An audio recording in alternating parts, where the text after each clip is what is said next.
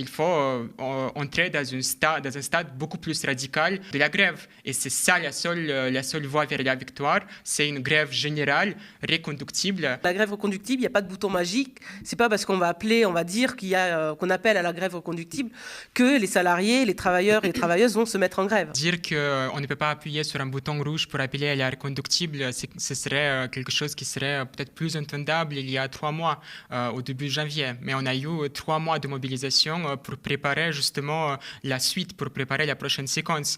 Tout ce temps-là aurait pu être dépensé à la préparation effectivement des caisses de grève pour permettre aux travailleurs les plus précaires de pouvoir faire la grève reconductible. Et ce travail n'a pas été fait. Et on dit encore en mars, alors qu'il reste 2 semaines avant le passage définitif de la réforme, on dit encore en mars, il n'y a pas de bouton rouge pour lancer la grève générale reconductible. Oui, certes, il n'y a pas de bouton rouge, mais on aurait pu mener un travail de préparation. Ce n'est pas trop tard de mener ce travail de préparation. Sacha, je me tourne vers toi. Donc toi, est-ce que tu es pour la grève reconductible, le blocage complet du pays Comment tu vois la stratégie de l'intersyndicale de mettre une journée par-ci, par-là ? Je pense qu'en parlant justement de débats parlementaires, on sait que le gouvernement envisage de faire passer cette réforme au plus tard le 16 mars. Donc on sait qu'on dispose de très peu de temps en réalité avant le passage définitif de la réforme. On dispose maximum, je dirais, de 2-3 semaines.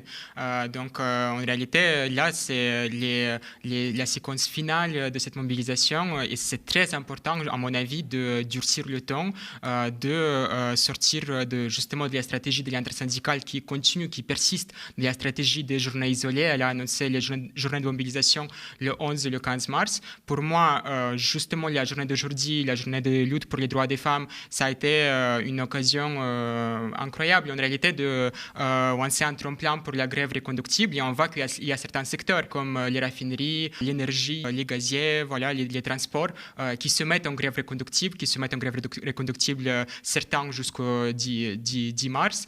Certains envisagent de partir pendant 2-3 semaines. Et en réalité, on sait que ces mêmes secteurs qui se mettent en grève, ils déplorent qu'on les laisse batailler seuls contre le gouvernement. Ils déplorent qu'ils sont isolés, qu'on les force à faire la grève par procuration, la grève longue par procuration reconductible. Et on sait par le passé que ça ne va pas suffire pour faire plier le gouvernement, qu'il faut une mobilisation de masse, qu'il faut de nombreux secteurs qui rejoignent, y compris les secteurs précaires pour lesquels on sait c'est difficile de faire grève, ce sont des secteurs peu syndiqués, mais on sait que c'est la seule chose qui va permettre dans les 2 semaines qui nous restent, dans les plusieurs semaines qui nous restent, d'engager un rapport de force. Pour moi et pour nous, en réalité, ce n'est pas ce que propose l'intersyndicale de rencontrer Emmanuel Macron pour une énième fois et lui proposer des amendements ou quelque chose de le genre qui va changer les choses. Ce n'est pas aussi la guérilla parlementaire de LFI dans cette dernière séquence d'essoufflement parlementaire qui va changer les choses. C'est le rapport de force. Il faut faire monter le rapport de force et donc il faut entrer dans un stade beaucoup plus radical de la grève. Et c'est ça la seule voie vers la victoire. C'est une grève générale, reconductible, où les secteurs les plus radicaux, l'avant-garde de la classe ouvrière, n'est pas aussi seul à mener ce combat. Julie, il y a tout de même des syndicats ou des locales qui appellent à la reconductible. Il me semble que Sud a appelé plusieurs fois à la reconductible. Comment ça se passe dans l'intersyndicale ? Qu'est-ce qui bloque ? Est-ce que l'intersyndicale doit ou non appeler à une reconductible ? Je pense que l'intersyndicale est d'accord sur plusieurs choses, dans le sens où même la CFDT dit « Nous, on n'est pas opposés à la reconductible, mais il faut que ça vienne du terrain ». Et c'est quelque chose aussi qu'on voit, c'est-à-dire que la grève reconductible, il n'y a pas de bouton magique. C'est pas parce qu'on va appeler, on va dire qu'on appelle à la grève reconductible que les salariés, les travailleurs et les travailleuses vont se mettre en grève, en fait. De fait, nous, ce qu'on dit et qu'on répète depuis le mois de janvier, on pousse pour qu'il y ait des AG de salariés partout, dans tous les secteurs. Et c'est ce qui s'est passé effectivement dans des secteurs qui ont cette lutte depuis des années, notamment le rail. C'est vrai que c'est un secteur qui est habitué à lutter ensemble. Et donc, effectivement, il y a eu des AG dans le rail qui ont permis de construire cette grève dans le rail qui a lieu en ce moment.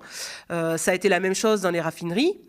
L'éducation aussi qui a rejoint et qui appelle à la grève reconductible, voilà, donc au niveau national. Et c'est venu vraiment de la base. C'est-à-dire que nous, on avait tous les retours de toutes les AG de l'éducation qui avaient lieu sur le territoire, dans tous les départements. Et au final, ça remonte au national en disant, bah oui, en fait, on appelle à la grève reconductible dans l'éducation. Donc, en fait, nous, ce qu'on rappelle, c'est que la grève reconductible, elle n'est possible que si elle vient du terrain. On ne pourra pas l'imposer, on peut pas l'imposer comme ça en appuyant sur un bouton. Et je pense que la plupart des syndicats, on est tous OK là-dessus. Certains n'aiment pas le mot de reconductible, préfèrent le terme de grève générale. Voilà. Et comment est-ce qu'on bloque le pays? Ça, c'est une bonne question. On essaie de construire. C'est vrai, comment est-ce qu'on arrive à mobiliser tout le monde? On n'y est pas encore arrivé. On va peut-être y arriver. Faudrait arriver à entraîner tous les commerces, à fermer tous les commerces. Et ça serait... Il y a plusieurs commerces qui ont fermé hier. Mais si on arrivait effectivement à fermer les grands supermarchés, les grands commerces, ça serait une énorme victoire et ça bloquerait du coup l'économie complètement et ça ferait surtout des grosses chutes dans les revenus des actionnaires.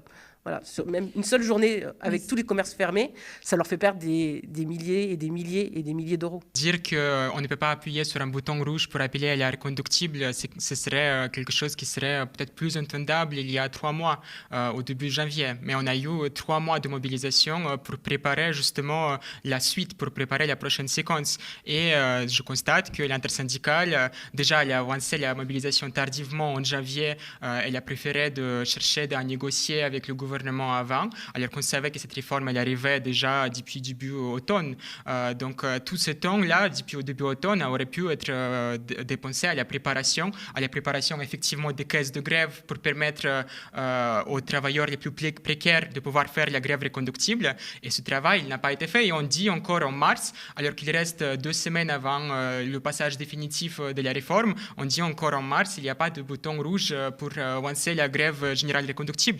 Oui, certes, il n'y a pas de bouton rouge, mais on aurait pu mener un travail de préparation. Ce n'est pas trop tard de mener ce travail de préparation. Et moi, je pense aussi aux travailleurs les plus précaires de ce pays qui font parfois des grèves les plus dures et les plus longues. On peut penser aux travailleurs de Alfortville qui font une grève depuis 15 mois. On peut penser aux femmes de chambre à Ibis-Batignolles qui ont fait une grève longue pour leur salaire. On peut penser aussi à la grève des travailleuses d'Honnête qui ont fait une grève de 45 jours. Ces travailleurs sont souvent sans papier, ces travailleurs sont immigrés, ils sont vraiment les plus opprimés de notre société et du coup je me demande pourquoi on ne peut pas s'inspirer de leur méthode d'une grève politique tournée vers l'extérieur qui s'allie à d'autres secteurs, qui va partout pour essayer de trouver des alliés, qui lance une caisse de grève qui permet de tenir la grève sur la durée, mais l'intersyndicale elle n'a pas ces méthodes. Et moi, quand je vois des ailes plus gauches de l'intersyndicale comme Solidaire ou la CGT dire qu'on cherche à préserver l'unité syndicale, c'est important de préserver l'unité de la gauche, l'unité syndicale, moi je vois plutôt une concession plutôt à l'aile droite de l'intersyndicale donc Warren Berger, la CFDT, qui elle justement préfère de diviser les luttes, qui préfère de dire que le 8 mars n'a pas de lien avec le 7 mars, que c'est juste une journée de lutte pour les droits des femmes, ce n'est pas la deuxième journée de la grève reconductible. Et moi, je vois plutôt des concessions et des compromis de la part des composantes plus de gauche de l'intersyndicale. Donc voilà, pour moi, il n'y a pas de fatalité.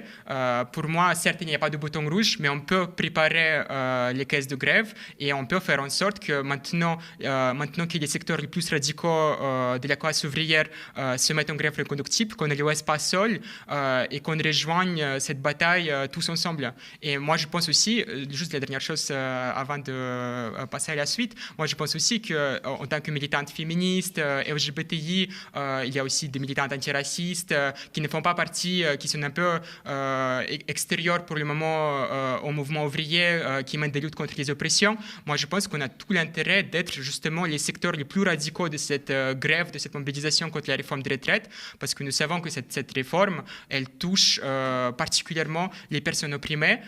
Et donc, on sait que pour nous, juste le retrait de la réforme, il n'est pas suffisant, qu'il faudra aller beaucoup plus loin, qu'il faudra notamment obtenir une retraite à 60 ans et à 55 pour les métiers pénibles, sans condition d'indemnité, parce que c'est ça qui pose problème pour toutes les personnes opprimées, c'est les carrières hachées que ont les femmes, les personnes LGBTI, les personnes immigrées. Donc voilà, pour nous, cette grève, elle doit être politique et elle doit être chargée des revendications radicales et on ne doit pas, au nom de l'unité syndicale, de juste faire taire toute critique de la stratégie adoptée par Warren Berger et adoptée aussi par la gauche institutionnelle.